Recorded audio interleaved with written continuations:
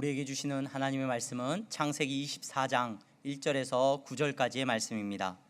창세기 24장 1절에서 9절까지의 말씀을 제가 봉독하겠습니다. 아브라함이 나이가 많아 늙었고 여호와께서 그에게 범사에 복을 주셨더라. 아브라함이 자기 집 모든 소유를 맡은 늙은 종에게 이르되 청하건대 내 허벅지 밑에 내 손을 넣으라. 내가 너에게 하늘의 하나님 땅의 하나님이신 여호와를 가리켜 맹세하게 하노니 너는 내가 거주하는 이 지방 가나안 족속의 딸 중에서 내 아들을 위하여 아내를 택하지 말고 내 고향 내 족속에게로 가서 내 아들 이삭을 위하여 아내를 택하라. 종이 이르되 여자가 나를 따라 이 땅으로 오려고 하지 아니하거든 내가 주인의 아들을 주인이 나오신 땅으로 인도하여 돌아가리이까? 아브라함이 그에게 이르되 내 아들을 그리로 데리고 돌아가지 아니하도록 하라. 하늘의 하나님 여호와께서 나를 내 아버지의 집과 내 고향 땅에서 떠나게 하시고 내게 말씀하시며 내게 맹세하여 이르시기를 이 땅을 내 씨에게 주리라 하셨으니 그가 그 사자를 너보다 앞서 보내실지라. 네가 거기서 내 아들을 위하여 아내를 택할지니라. 만일 여자가 너를 따라오려고 하지 아니하면 나의 이 맹세가 너와 상관이 없나니 오직 내 아들을 데리고 그리로 가지 말지니라. 그 종이 이에 그의 주인 아브라함의 허벅지 아래에 손을 넣고 이 일에 대하여 그에게 맹세하였더라. 아멘. 이 시간 샤론 찬양대 하나님 앞에 찬양하시겠습니다.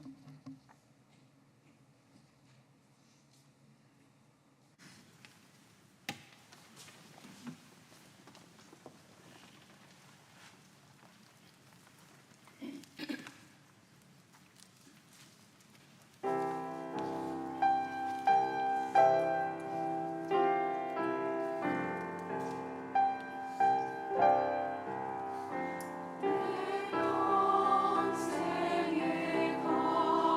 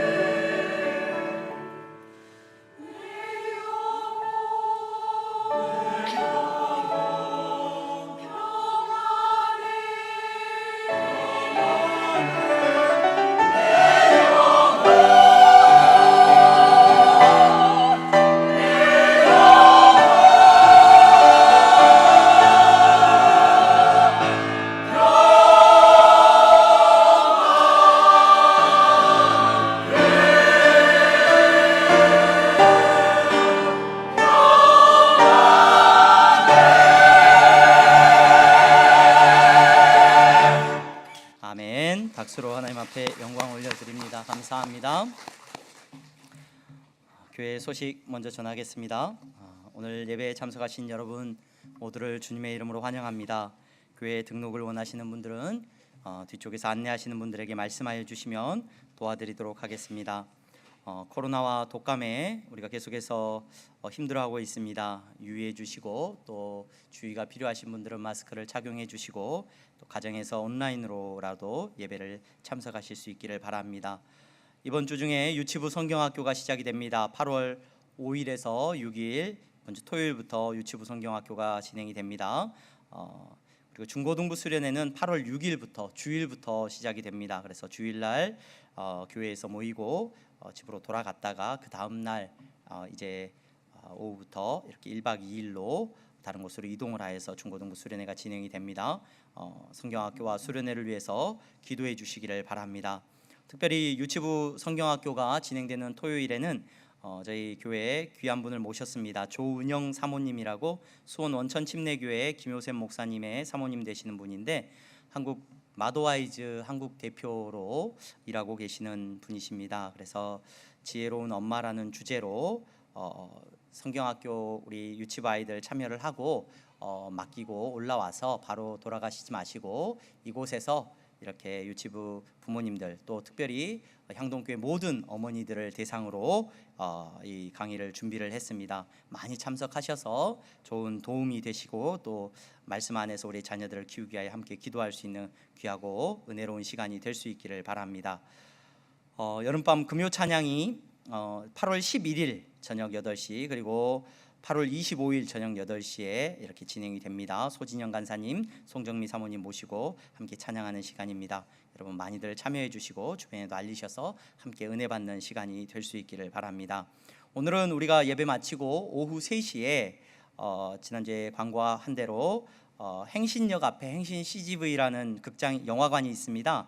그곳에 가서 우리가 하나님의 마음이라고 하는 영화를 함께 보고자 합니다. 저희가 지금 주일날 설교 말씀이 아브라함에 대한 주제를 계속해서 나누고 있는데 때마침 이 아브라함을 주제로 멋있는 영화가 하나 나왔어요. 그래서 좋은 기회라고 생각하고 저희가 편하게 이곳에서 상영을 하면 어떨까 예배당에서 그렇게 계획을 세웠는데 저희가 배급사 전화해보고 여러 상황을 조사해봤는데 교회 개별 상영은 힘들다라고 이야기를 하셔서 그러면 극장을 우리가 이렇게 대여를 해서 영화 관람을 하려고 합니다. 그래서 여러분 참여하시는 분들은 집이 가까우신 분들은 3시까지 그 행신 CGV로 오시면 되고요.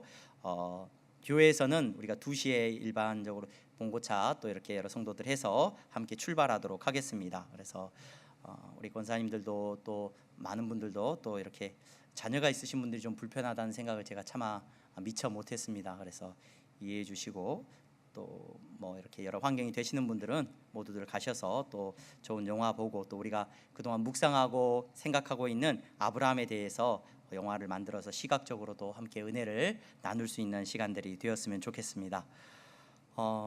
지난주에 우리 김종선 집사님 SOS 스타 올림피아드 과학학원을 우리 향동에 이렇게 개원하셨습니다.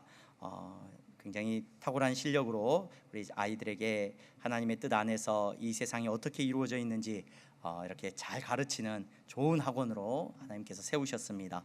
여러분 가정의 자녀들 또 필요한 도움이 필요한 자녀들 많이들 보내시고 또 많이 격려해 주시고 응원해 주시면 감사하겠습니다. 지난주에 우리 임옥자 어머님 교회 등록하셨는데 사랑하는 딸의 손을 잡고 딸이 브라질에서 예수님을 만나고 예수님 믿지 않는 어머니 손을 잡고 교회에 급하게 등록을 시키더라고요. 근데 잘 나 안 다닐지 몰라 엄마는 옆에서 계속 그러셨는데 딸이 기도하는 마음으로 등록을 이렇게 교회에 시키셨습니다. 오늘 못 나오셨죠? 이목자 성도님 딸하고 같이 출타하신다고 이야기를 들었는데 향동교회 안에서 복되게 신앙생활 하시기를 바라고요. 우리 김헌수 성도님 우리 가족이 교회 등록하셨습니다. 우리 김헌수 성도님 어디 계시나요? 네, 예, 한번 자리에서 잠깐만 일어나시면 가족들 한번 일어나시면 우리 환영하겠습니다. 박수로 축복하고 환영해 주시면 감사하겠습니다. 네, 잘 나오셨습니다. 네, 향동교회 안에서 복되게 신앙생활 하실 수 있기를 바랍니다. 예배 마치고 저를 잠깐 만나고 돌아가시면 좋겠습니다. 우리 옆에 분들 보면서 인사하겠습니다. 성도님은 누구라고요? 하나님 나라의 보배십니다. 네, 한번 인사해 주십시오. 네. 부부가 앉아서 부부끼리는 말을 안 하고요, 옆에 분을 보고 다 하나님 나라, 내 남편이 하나님 나라의 보배라는 건 인정하고 싶지가 좀 않은가? 내 아내가 하나님 나라의 보배라는 걸 여러분 인정해야 되고, 내 자녀가 하나님 나라의 보배인 줄로 믿습니다. 예. 내 엄마가, 내 아빠가 하나님 나라의 보배라는 사실을 우리가 깨닫고 신앙생활 할 수 있기를 바랍니다. 여러분, 교회에서 조금 보기 싫은 사람도 있죠. 근데 그 사람이 하나님 나라의 보배라는 것을 우리가 깨닫고 함께 축복하면서 기쁨으로 신앙생활 할 수 있는 우리 향동교회 성도님들 다 되시기를 바랍니다. 하나님께서 아브라함의 삶에 복을 주셨습니다. 오늘 우리가 읽은 본문에 아브라함은 아내 사라를 먼저 이 세상에서 이별했습니다. 그리고 막벨라 굴을 그가 구입을 해서 그곳에 아내 사라를 눕혔습니다. 시간이 흘러갑니다. 아브라함의 모든 인생의 모든 일 가운데 하나님께서 형통하게 되는 복을 주셨습니다. 오늘 우리가 읽은 이 본문의 복은 제가 여러분들에게 말씀드렸던 복 있는 사람, 똑바로 가는 것이 복입니다 라는 것과는 조금 다르고, 모든 것이 잘 되어지는 것을 말합니다. 바라크라는 축복을 말합니다. 모든 것이 형통하게 되는 복을 하나님께서 아브라함에게 허락해 주셨습니다. 그의 삶에 평안함이 있습니다. 그의 삶에 어떤 근심도 없는 것 같습니다. 여러분, 그런데 우리는 이때에 조금 긴장해야 합니다. 왜 그러느냐? 성경이 말하고 있는 이 축복이, 여러분, 성경이 말하고 있는 이 형통함과 모든 것이 평안함이 우리 인생의 절대로 궁극적인 목적이고 그것이 마지막이 아니기 때문에 그렇습니다. 여러분, 인생을 사는 가운데 평안함도 있고 형통함도 있고 고난도 있고 시련도 있습니다. 하지만 다 지나가는 과정 중에 있는 겁니다. 여러분, 아브라함의 인생에 있어서 아브라함이 잘 먹고 잘 살고 아무 문제가 없었더라, 이것이 아브라함의 인생의 마지막이 아닙니다. 아브라함이 끝까지 붙들고 있는 것은 무엇이냐면 하나님께서 그에게 주신 약속이었어요. 그의 언약입니다. 그에게 주신 사명이고 그가 바라보고 걸어가야 되는 그 길이 있습니다. 여러분, 아브라함은 이 사실을 알고 있었기 때문에 지금 평안한 가운데서 긴장하고, 오늘 우리가 이 창세기 24장의 내용을 통하여서 보게 되는 아브라함의 놀라운 선택을 우리는 볼 수가 있습니다. 성도가 신앙생활하면서 이 사실을 잊어버리는 경우가 종종 있습니다. 내 삶의 목적이 뭐냐? 행복해지는 것이고 평안해지는 것이고 아무 걱정과 근심이 없어지는 것, 이것이 내 신앙생활의 궁극적인 목적이고 내 삶의 목표다. 여러분, 그런 분들에게는 빨리 찾아와요. 뭐가 빨리 찾아오냐? 우울증이 빨리 찾아와요. 권태감이 정말 빨리 찾아옵니다. 여러분, 밥을 먹어도 맛이 없다? 여러분, 재밌는 걸 보아도 웃음이 안 나온다? 뭐 아무리 좋은 걸 봐도 좋은지를 모르겠다? 여러분, 내 인생의 목표가 어디에 있는지를 저와 여러분들이 지혜롭게 살펴봐야 됩니다. 평안함이 우리의 삶의 궁극적인 목적이 될 수 없습니다. 그래서 믿음의 사람들은 평안함이 찾아올 때 더 긴장해야 합니다. 긴장해야 돼요. 아브라함이 지금 평안함 가운데서 긴장하고 있거든요.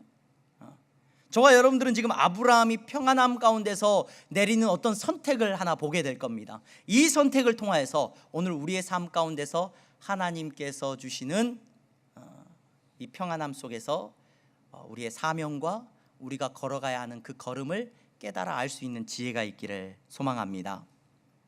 여러분, 아브라함은 모든 것이 지금 잘 되어져 가고 있는데, 제가 긴장감을 가지고 아브라함을 바라보아야 된다라고 말씀을 드렸습니다. 왜냐하면 자칫하면 아브라함이 하나님께서 자기를 부르신 그 약속을 놓쳐버릴 수가 있거든요.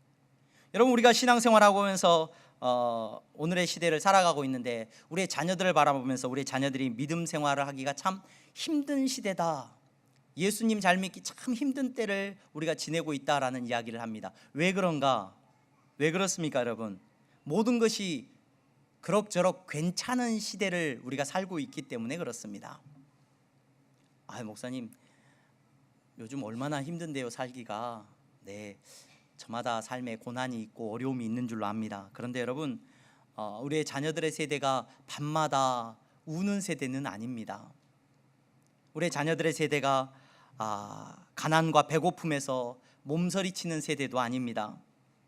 폭력과 관습과 불합리함 때문에 여러분 고통받는 시대도 아닙니다. 그런 의미에서 보자면 여러분 틀림없이 이 시대는 복받은 시대일 겁니다. 축복받은 시대일 겁니다. 이때라서 예수님 믿기가 참 힘이 들다는 것을 우리는 부인할 수가 없습니다.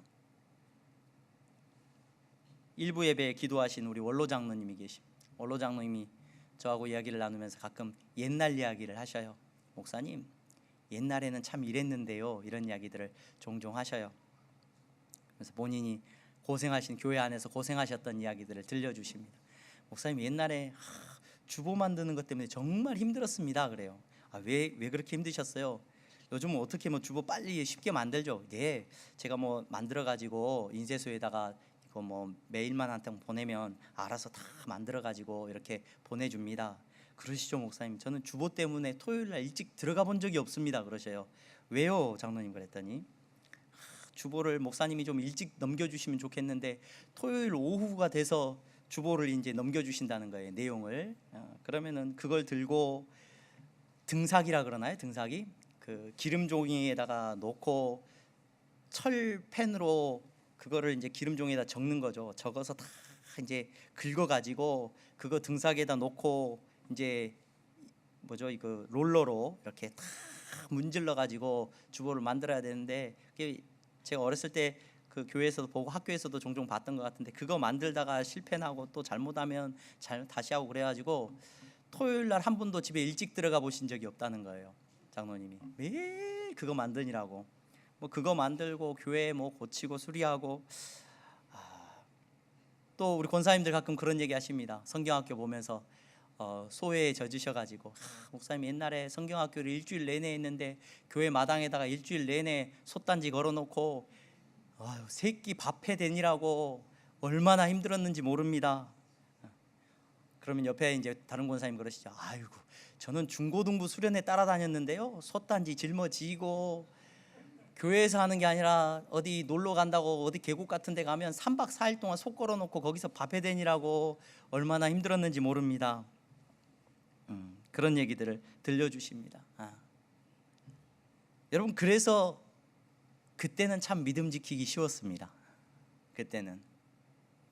지금은 누구도 교회에 머물면서 밤늦게까지 주보 만드느라고 집에 못 들어가고 애쓰시는 분 없습니다. 수련회 밥이야 다 사 먹으면 되고요.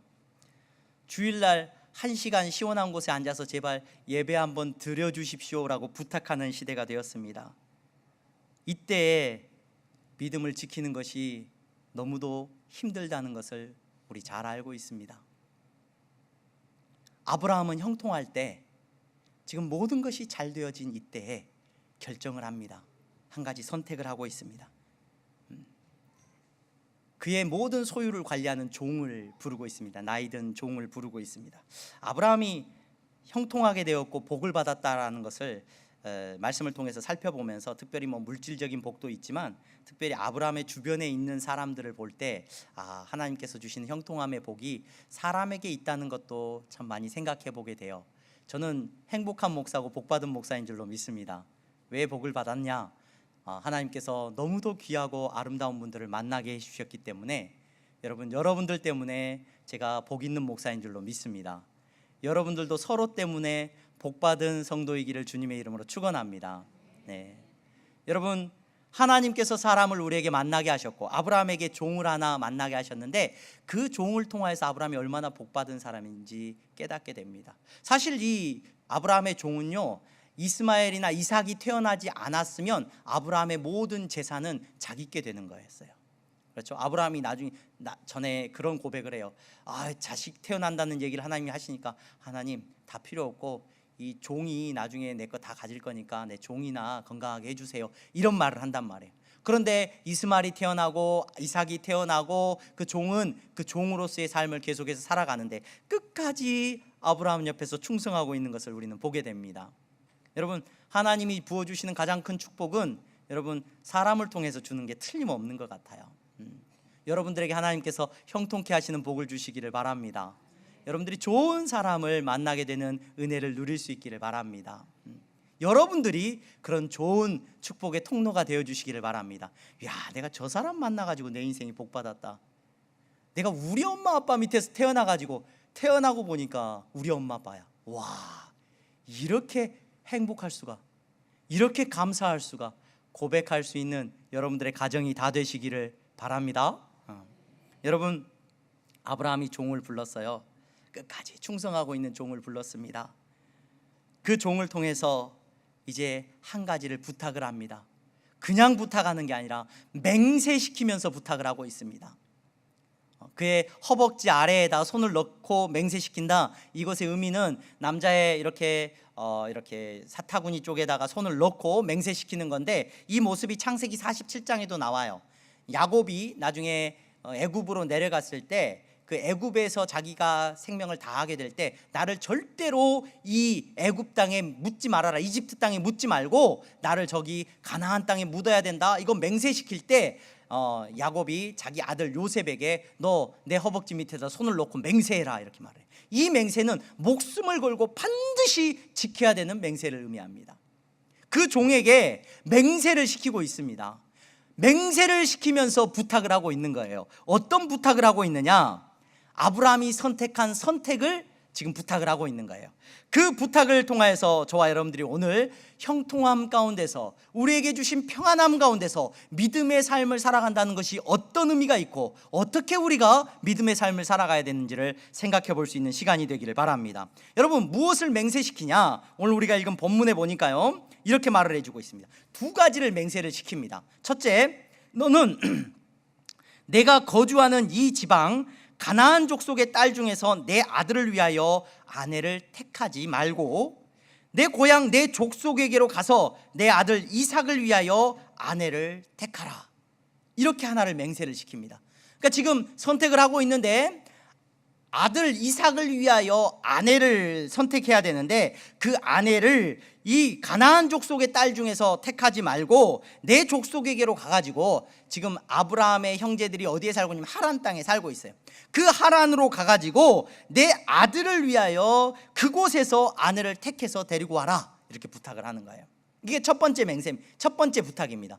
두 번째 부탁은 뭐냐면, 근데 여러분 이제 나중에 조금 이따가 살펴보겠지만, 그 여자를 데리고 지금 이 가나안 땅에 아브라함의 아들 이삭에게로 데리고 오는 일이 쉬운 일이냐? 여자가 잘 따라 나설 일이냐? 절대로 그렇지 않습니다. 절대로 그런 쉬운 일이 아니에요. 그러니까 종이 물어봐요. 주인님, 여자가 나를 따라오려고 하지 않으면 내가 주인님의 아들을 그 주인님이 나오신 땅으로 인도하여 돌아가리까? 물어봅니다. 그러니까 아브라함이 뭐라고 대답을 하냐면, 그에게 이르되 내 아들을 그리로 데리고 가라, 데리고 가지 말아라, 절대로 데리고 가지 말아라, 이렇게 선을 받고 있습니다. 못을 받고 있습니다. 이게 무슨 의미예요?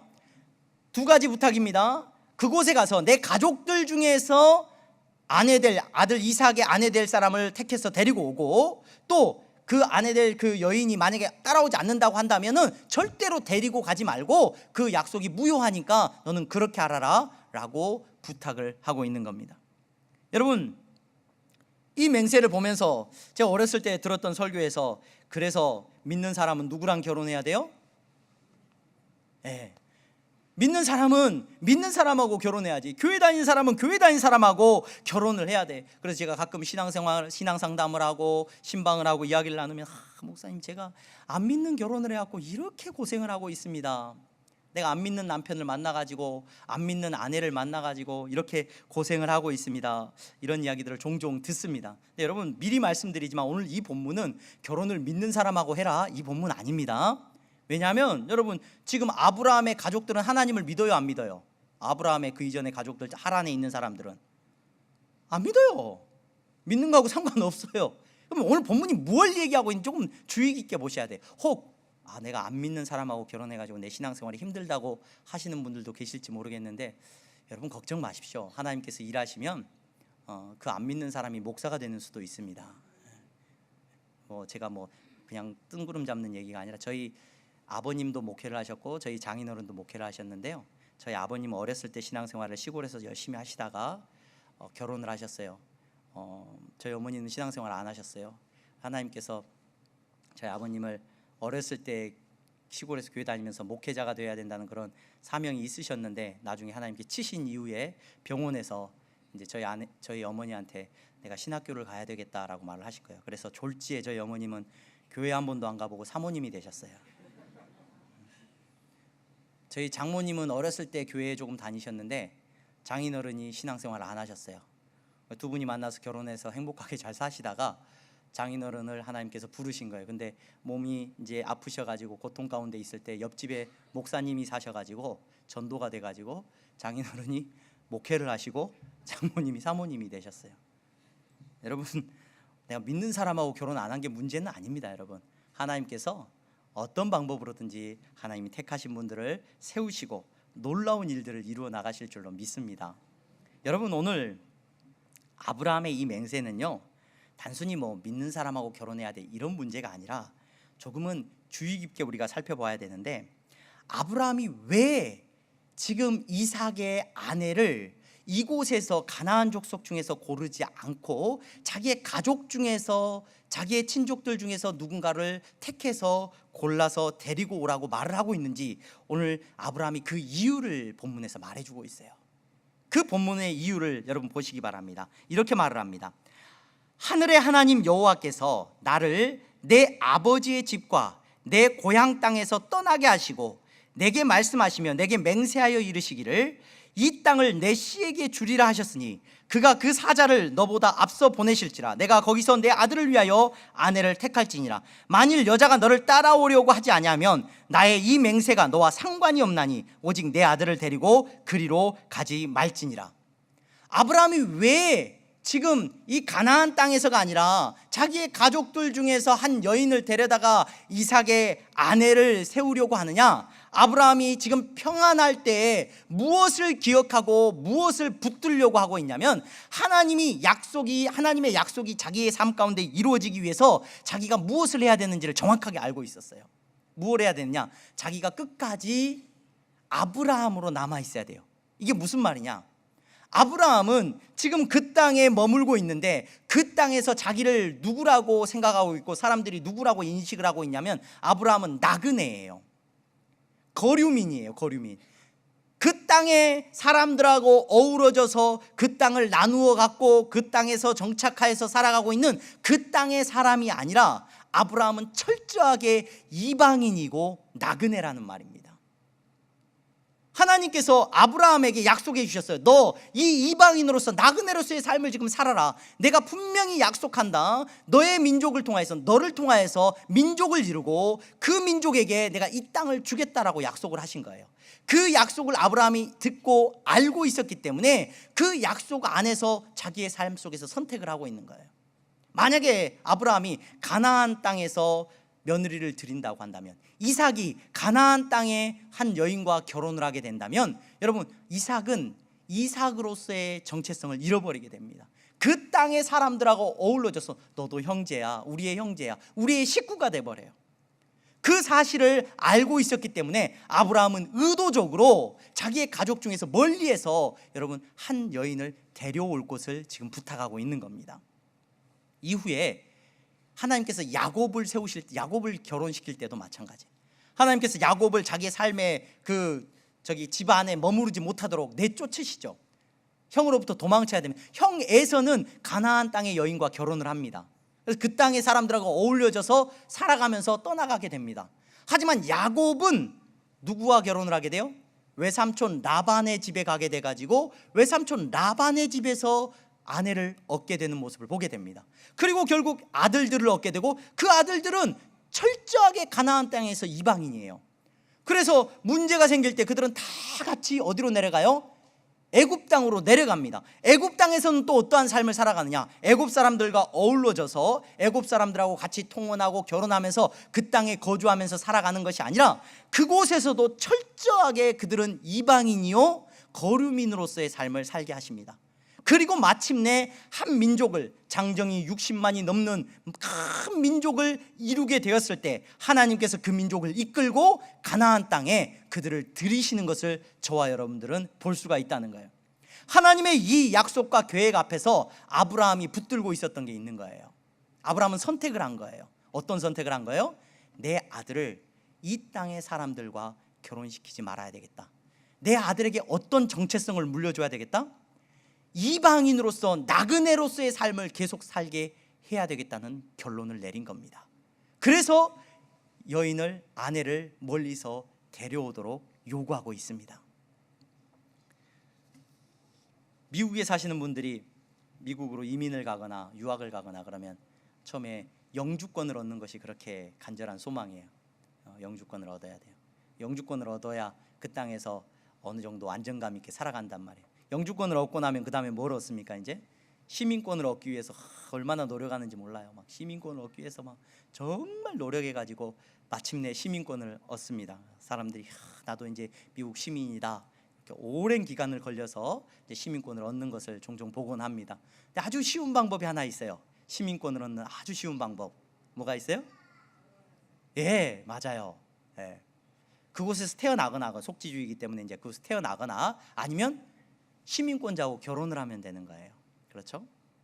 시민권자하고 결혼하면 자연스럽게 시민권이 주어진다는 걸 알고 있습니다. 그래서 뭐 위장 결혼도 있고 하는 것을 보게 되는데, 아브라함이 지금 형통하게 되고 모든 것들이 평안해졌습니다.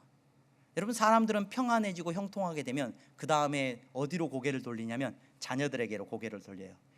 내가 지금 평안하니까, 내가 형통하니까 좋다. 그 다음에는 누구도 그래야 된다? 내 자녀도 그래야지. 그래서 내 자녀를 교육시키고 내 자녀를 형통한 길로 인도하기 위해서 얼마나 애쓰는지 몰라요.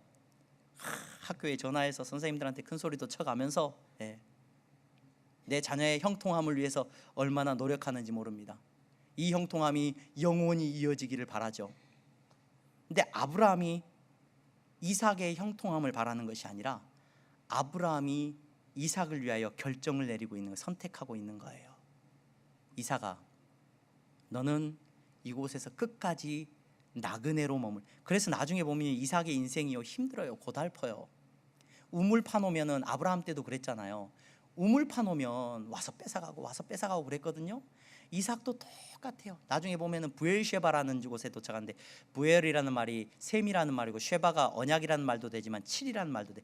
7번 우물을 파요. 우물 하나 파는 것도 힘든데 7번 우물을 파고 7번째 뺏기는 모습이 이삭의 때에 나와요. 이삭의 삶이 아버지의 선택 때문에 평탄하지가 않습니다. 그 땅의 사람들과 어울려져서 행복하게 평안하게 살 수 있었는데 아브라함의 선택으로 말미암아 이삭은 끝까지 그 땅에서 이방인으로, 나그네로 살아야 했다는 것을 우리는 알게 됩니다. 여러분, 하나님께서 약속하여 주셨기 때문에 여러분, 그 어떤 여인을 택해서 그 가족으로 돌아가서 나중에 이제 보면은 그 리브가라고 하는 여인을 만나는데 리브가가 따라와요. 근데 그 여인을 데리고 오는 것이 절대로 쉬운 일이 아니에요. 왜냐하면 그곳에서 그들은 정착해서 살고 땅을 차지하고 살고 있단 말이에요. 보호받고 살고 있단 말이에요. 근데 아브라함이 뭐 재물이 많은 것 같고, 오늘날의 기준으로 보면은 뭐 돈이 많은 것 같고 하지만 아브라함은 나그네 인생이란 말이에요. 어디도 머무를 수 없는 인생이란 말이에요. 근데 그곳으로 결혼하겠다고 찾아오는 것이 절대로 이게 이성적으로는 납득이 되지 않는 사건이에요. 근데 하나님께서 리브가의 마음을 이끄셔가지고 끌고 오시죠. 그래서 만약에 따라오지 않는다고 한다면 종이 물어보는 거예요. 그래서 그러면 이 아들을 데리고 갈까요? 그 땅으로 다시 데리고 갈까요? 절대로 그것도 하지 말라는 겁니다. 왜요? 지금 아브라함은 자기가 아브라함으로 부름받았고 하나님이 자기를 부르셨고 자기의 정체성은 이 땅 가운데서 나그네로 머무는 것, 이방인으로 머무는 것이 자기가 하나님의 언약 가운데서 지켜야 되는 일이라는 것을 잘 알았기 때문입니다. 여러분, 이후에 이스라엘의 역사 속에서 이 문제는 계속해서 하나님께서 그 백성들에게 요구하시는 내용입니다. 하나님께서 이스라엘 백성들을 출애굽시키고 가나안 땅에 두시면서 신명기의 말씀을 통해 하나님의 법을 주시는데, 그 법을 주시면서 뭐라고 말씀하시냐면 내 하나님 여호와께서 그들을 내게 넘겨 내게 치게 하시니 그때에 너는 그들을 진멸할 것이라. 그들과 어떤 언약도 하지 말 것이요 그들을 불쌍히 여기지도 말 것이며 그들과 혼인하지도 말지니 내 딸을 그들의 아들에게 주지 말 것이요 그들의 딸도 내 며느리로 삼지 말 것은, 철저하게 그들과 함께 어우러져서 행복하게 그 땅의 거민들로 가나안 사람들로 살아가지 말라고 하나님이 요구하셔요. 이스라엘 백성들의 역사 속에서 훌륭한 인물들 보입니다. 다윗이나 뭐 대단한 인물들이 많이 있습니다. 근데 그 인물들이 보여주는 결정적인 모습은 뭐냐면 바로 이 정체성의 문제예요. 내가 누구인지에 대한 문제예요. 다니엘이 그러했고 에스더가 그러했고 수없이 많은 구약의 믿음의 사람들이 그러합니다. 끝까지 자신들이 하나님의 택함 받은 백성이라는 사실을 잊어버리고 살기를 거부했던 사람들이라는 겁니다. 오늘 예배 자리에 나오신 여러분, 믿음의 삶은 내가 누구인지를 정확하게 고백하면서 살아가는 삶입니다. 제가 아까 평탄한 가운데 이 믿음을 고백하는 것이 쉽지 않다라고 말씀을 드린 이유가 여기 있습니다.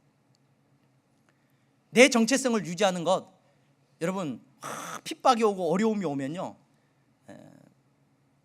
제 경험상 결혼하지 말라고 반대하면 여러분 더 열심히 뭐가 하고 싶어요? 결혼이 하고 싶습니다.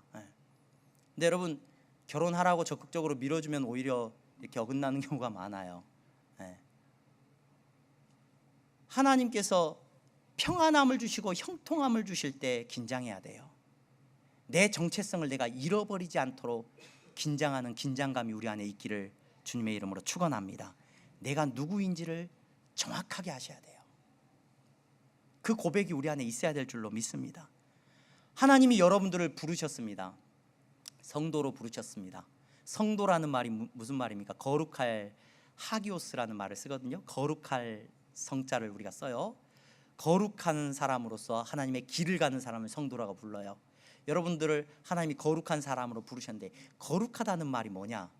뭐 술 마시지 않고 담배 안 피우고 그 다음에 또 뭐가 있을까요? 거룩하다는 거, 일반적으로 우리가 생각하는 거, 그래요, 뭐 주일날 헌금도 11조도 하고 뭐 하는 거, 뭐 이런 거 여러 가지 우리가 생각할 수 있습니다.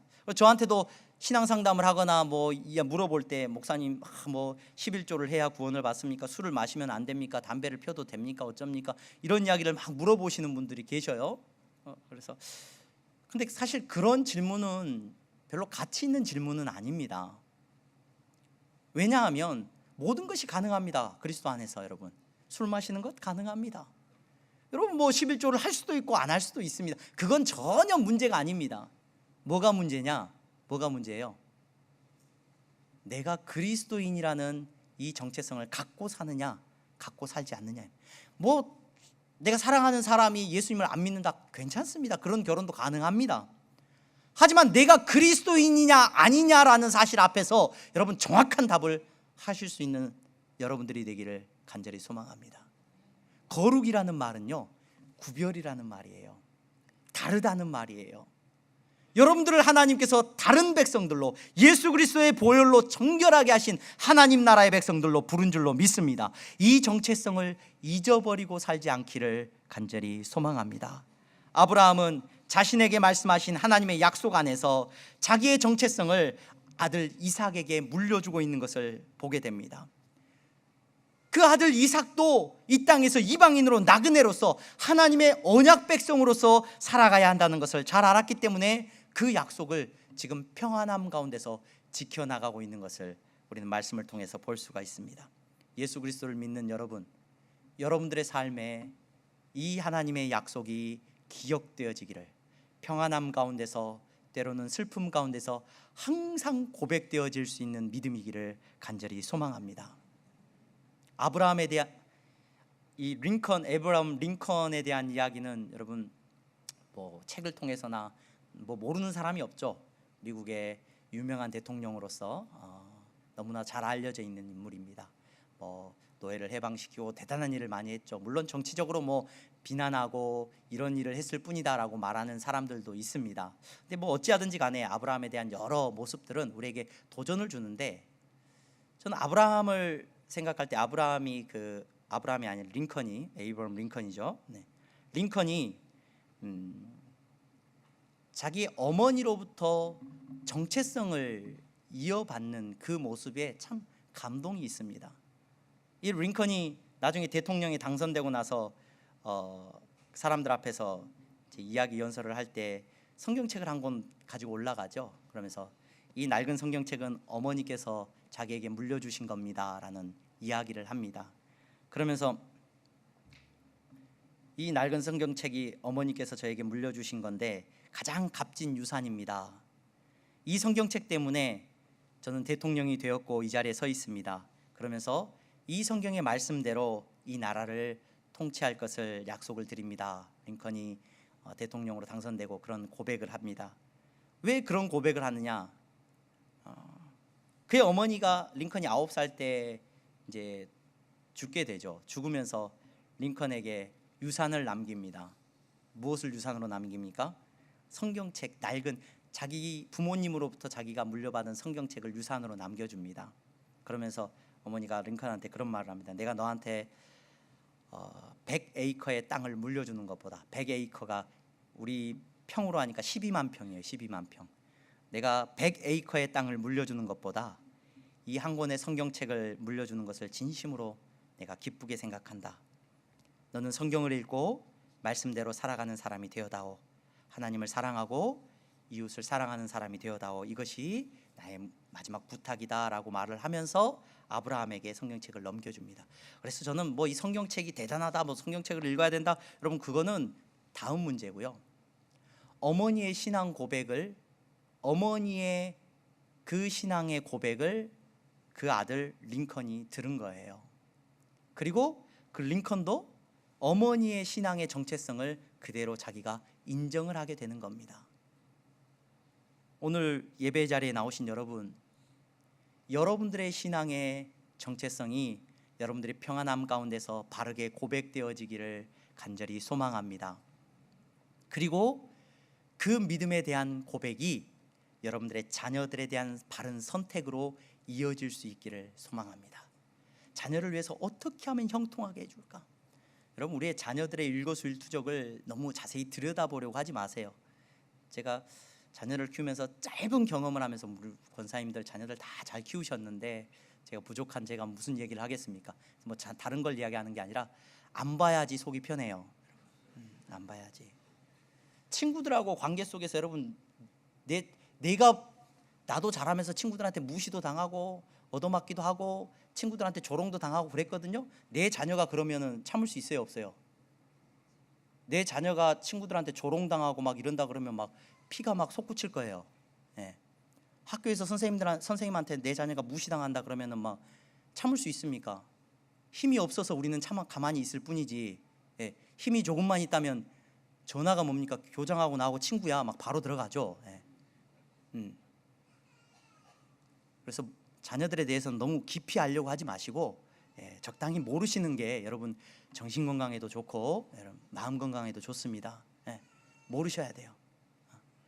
여러분도 다 속이면서 잘하셨잖아요. 여러분 부모님들이 여러분 잘 모르실걸요 다. 그렇죠? 우리 제가 남자 전사님들하고 얘기해봤어요. 전사님들 학교 다닐 때 엄마 아빠가 전사님들 다 잘 알았어요. 그랬더니 전사님들이 어휴 목사님 몇 살 때부터 초등학교 때부터 저희는 비밀이 많았죠. 여러분 아들들의 삶을 너무 다 자세히 들여다보려고 하지 마세요. 다 똑같이 연약한 모습이고 죄인된 모습입니다. 근데 우리가 우리의 자녀들에게 모든 것을 다 해줄 수 없고 그 자녀들의 모든 것을 알아서 책임지려고 하는 것도 하나님 앞에서 옳지 않은 모습인데 우리가 늘 신경 써야 되는 것 한 가지가 있습니다. 내가 누군지를 우리 자녀들에게 바르게 가르쳐 주셔야 됩니다. 내가 누군지 우리의 자녀가 어떤 삶의 형편 속에서도 나는 그리스도인이라는 고백을 하는 여러분들의 자녀가 될 수 있기를 주님의 이름으로 축원합니다. 여러분들이 어떤 삶의 자리에서도 나는 그리스도입니다라고 고백하는 것처럼 여러분들의 가정에서도 우리의 다음 세대 가운데서도 그와 같은 고백이 있기를 간절히 소망합니다. 기도하겠습니다. 거룩하신 하나님, 아브라함은 평안할 때 그의 아들을 위하여서 더 평안한 길을 준비하지 않습니다. 하나님의 말씀을 붙들고 선택하고 있습니다. 끝까지 이방인으로 나그네로 그가 아브라함으로 이삭으로 하나님 앞에 서고 있는 것을 보게 됩니다. 거룩하신 하나님, 사랑하는 성도들, 우리 귀한 향동교회 성도들은 어떤 삶의 자리에서든, 평안한 가운데서든 고난 가운데서든 내가 그리스도인임을 고백하게 하시고 우리의 자녀들에게 이 믿음의 모습을 물려줄 수 있는, 보여줄 수 있는 부모들이 다 될 수 있도록 은혜 내려 주시옵소서. 예수 그리스도의 이름으로 기도하옵나이다. 아멘.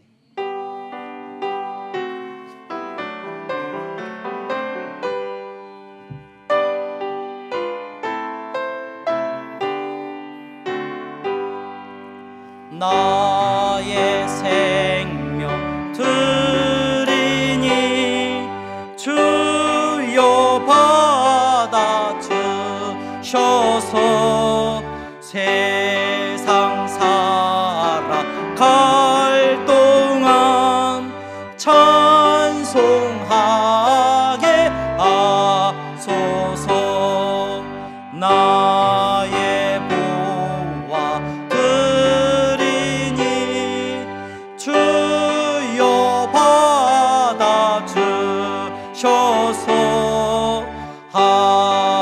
하늘나라 위하여 주 뜻대로 쓰소서. 아멘. 거룩하신 하나님, 사랑하는 성도들이 이 시간 물질 앞에서 저들의 정체성을 바르게 고백하게 하시니 감사합니다. 11조의 예물을 정직하게 드리고 감사의 예물을 기쁨으로 드리면서 저들이 물질 앞에서 나는 그리스도인입니다 고백하게 하셨사오니 감사합니다. 하나님, 그 믿음의 고백대로 저들을 붙잡아 주시고 저들을 축복하여 주시옵소서. 저들이 어디로 가든지 무엇을 하든지 하나님께서 형통하게 하여 주셔서 저들을 만나는 사람들마다 저들의 도움을 받게 하시고 저들이 가난한 이들을 돕게 하시고 연약한 자들에게 나눔을 베풀게 하여 주시옵시고 하나님의 나라를 위하여 마음껏 쓰임받을 수 있도록 저들의 손이 기름지게 하여 주시옵소서. 거룩하신 하나님, 감사합니다. 선교의 예물을 드렸습니다. 땅끝까지 복음을 전하기 위하여 순종함으로 드리는 예물이오니 하나님, 우리 향동교회가 선교하는 교회가 되게 하시고 사랑하는 우리 성도들이 땅끝까지 복음을 증거하는 성도들이 다 될 수 있도록 은혜 내려 주시옵소서. 장학헌금을 드립니다. 우리의 자녀들이 나는 그리스도인입니다 고백하면서 살아가는 자녀들이 되게 하여 주시옵소서. 땅을 물려줄 수 없고 집을 물려줄 수 없고 좋은 학교에 보내줄 수 없지만 나는 그리스도인입니다 라는 고백을 물려줄 수 있는 우리가 되게 하여 주시옵소서. 아버지 하나님, 감사합니다. 교회를 사랑하는 마음으로 건축헌금을 이름도 없이 빛도 없이 드렸습니다. 아버지 하나님께서 저들의 헌신을 통하여서 아름다운 교회를 세워주시고 저들의 삶에 아름다운 하나님의 나라가 세워져 나가게 하여 주시옵소서. 주님 앞에 드리고 싶은데 드릴 것이 없어서 가난한 마음으로 나온 성도들이 있습니다. 삶의 공고함 때문에 근심하고 염려하고 있는 성도들이 있습니다. 더 큰 위로와 축복을 허락하여 주시옵소서. 예수 그리스도의 이름으로 기도하옵나이다. 아멘. 우리 다 함께 일어나서 찬양하겠습니다.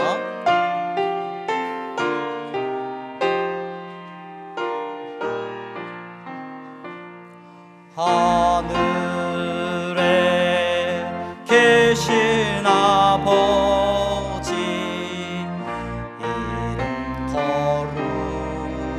거룩하사 주님 나라 임하시고 뜻이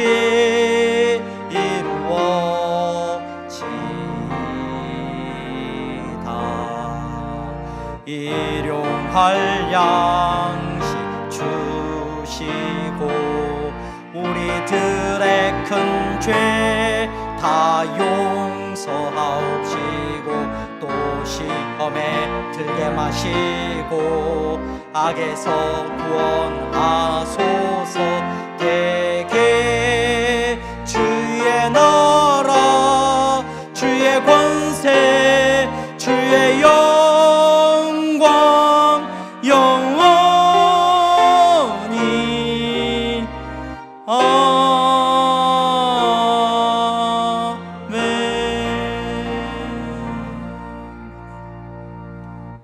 예수 그리스도의 은혜와 하나님 아버지의 사랑하심과 성령의 교통 충만하심이 삶의 모든 순간에 나는 그리스도인입니다 고백하며 선택하며 살아가는 성도들의 머리 위에 이제부터 영원토록 함께 있을지어다. 아멘.